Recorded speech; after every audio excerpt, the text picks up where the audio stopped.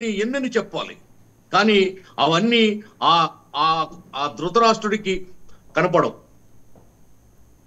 ఆ ధృతరాష్ట్రుడు ఇంకా ఇవన్నీ చూడలేడు, వినలేడు, మాట్లాడలేడు.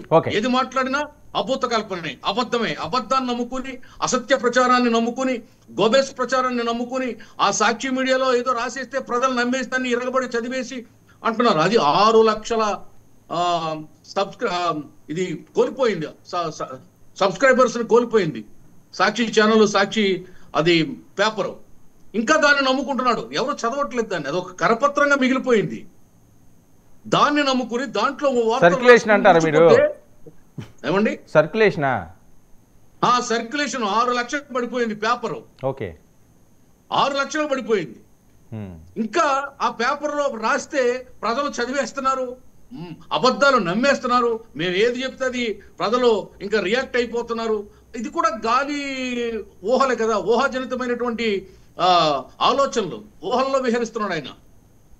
ఎక్కడ 30 ఏళ్ళు చెప్పాడు, నేను మడమ తిప్పను, మాట తిప్పను అన్నాడు. వైనాట్ 175 అన్నాడు, ఒంటరిగా రండి అన్నాడు, సిద్ధం అన్నాడు. ఏమైపోయినాయి ఈ నినాదాలు? సిద్ధం ఏమైపోయింది, వైనాట్ 175 ఏమైపోయింది, ఒంటరిగా రండి అన్నాడు, కూటమిగా రండి అన్నాడు, నేను ఒంటరిగా వస్తానన్నాడు. ఒంటరిగా రాజకీయాల్లో కూటమిని ఎదుర్కొంటానన్నటువంటి యోధుడు ఈవేళ తల్లిని చెల్లిని ఎదుర్కోలేక ప్రజల ముందు తలదించుకునే దుస్థితిలోకి వచ్చాడు ఇవాళ. ఇంక ఈయన పార్టీ ఏం నడుపుతాడండి? ఈ పార్టీ ఏం బతుకుద్ది? ఆ పార్టీ చచ్చిపోయింది. పోస్ట్ మార్టం లో ముక్కలైపోయిన డెడ్ బాడీ బతుకుతుందా? బట్ట కడుతుందా? మళ్ళీ తిరుగుతుందా? ఊహాజనితమైంది ఇది. ఓకే ఓకే, ఒక్క నిమిషం ఆన్సర్ గారు. అసలు ఆయన ఏం మాట్లాడారు ఒకసారి విందామండి. జగన్మోహన్ రెడ్డి గారు బయట ప్లే చేయండి. పదవిని దుర్వినియోగం చేసి ఈ మాదిరిగా చేయడం మొదలు పెడితే ఇదే చంద్రబాబు నాయుడు గారికి వైఎస్ఆర్ కాంగ్రెస్ పార్టీకి చెందిన ప్రతి కార్యకర్త తరపున చెప్తా ఉన్నా, నెక్స్ట్ వచ్చేది వైఎస్ఆర్సీపీ 2, జగన్ 2 పాలన వస్తుంది. ఎవడెవడైతే ఈ మాదిరిగా చేశాడో ఎవడిని వదిలిపెట్టమని చెప్పి సందర్భంగా కూడా ఖచ్చితంగా చెప్తాను. వీరందరినీ కూడా చట్టం ముందర గట్టిగా నిలబెడతాం. కోవిడ్ వచ్చేసరికి ఆ తర్వాత 2.5 సంవత్సరం కోవిడ్, ఇది ఎవడైతే ఏం చేశాడో వాళ్ళందరినీ చూపిస్తాడట ఆయన. 2.0 అదే కదండి, 5 ఏళ్ళు 1.0 కూడా అదే చేశాడు. తెలుగుదేశం పార్టీ కార్యాలయాన్ని చితక్కొట్టడం, ప్రతిపక్ష నాయకుడు చంద్రబాబు నాయుడు మీద మంత్రులు పంపించి దాడి చేయించడం, మాజీ మంత్రులను అరెస్ట్ చేయించడం, డాక్టర్లని, లాయర్లని, జడ్జిల్ని చంపించడం, కొట్టించడం, తిట్టించడం, వేధించడం, నరికించడం.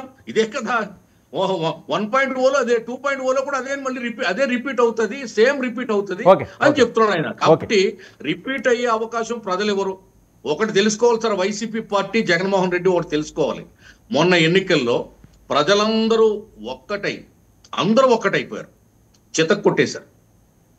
ఎందుకయ్యారంటే అసలు భరించరాని బాధ, చిన్నవాడి దగ్గర నుంచి పెద్దవాడి వరకు, ల్యాండ్ టైటిల్ యాక్ట్ దగ్గర నుంచి రాళ్ల మీద బొమ్మలు వేసుకునే వరకు ప్రజలు అసహించుకున్నారు.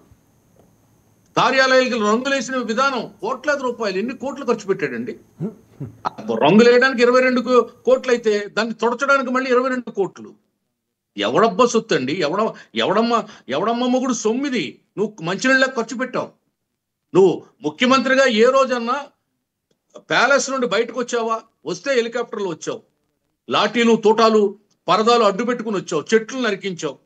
పోనీ వచ్చి బటన్ నొక్కడానికి వచ్చావు, వచ్చి ఏం మాట్లాడావు? పవన్ కళ్యాణ్ గారు భార్యల గురించి, పెళ్లిళ్ళ గురించి, చంద్రబాబు నాయుడు గారి గురించి, లోకేష్ గారి గురించి, ఆయన పుట్టు పూర్వోత్తరాల గురించి నీ ఇష్టం వచ్చినట్టు నోటుకు వచ్చినట్టు మాట్లాడావు. ఆనాడు ప్రతిపక్ష నాయకుడిగా ఉండి కూడా కర్నూలు ఎన్నికల్లో చంద్రబాబు నాయుడు గారిని ఉరిదీయమన్నాడు, నడిరోడ్డు మీద నరకమన్నాడు, చంపమన్నాడు, రాళ్లతో బాధమన్నాడు. ఆయన భాష మారదు, భావజాలం మారదు. తల్లికి చెల్లికి ఒకటే ట్రీట్మెంటు, ప్రతిపక్ష నాయకులకు ఒకటే ట్రీట్మెంటు, ప్రభుత్వంలో ఉన్న వాళ్ళ మీద ఇప్పుడు ఒకటే ట్రీట్మెంటు, ప్రజలకి ఒకటే ట్రీట్మెంటు, కార్యకర్తలకు ఒకటే ట్రీట్మెంటు. అసలు నువ్వు కార్యకర్తలను ఎక్కడ కలిసావా? నీ కార్యకర్తల గురించి మాట్లాడే హక్కు నీకు ఎక్కడుంది? ఒక ఎమ్మెల్యేని కలిసావా? మంత్రిని కలిసావా?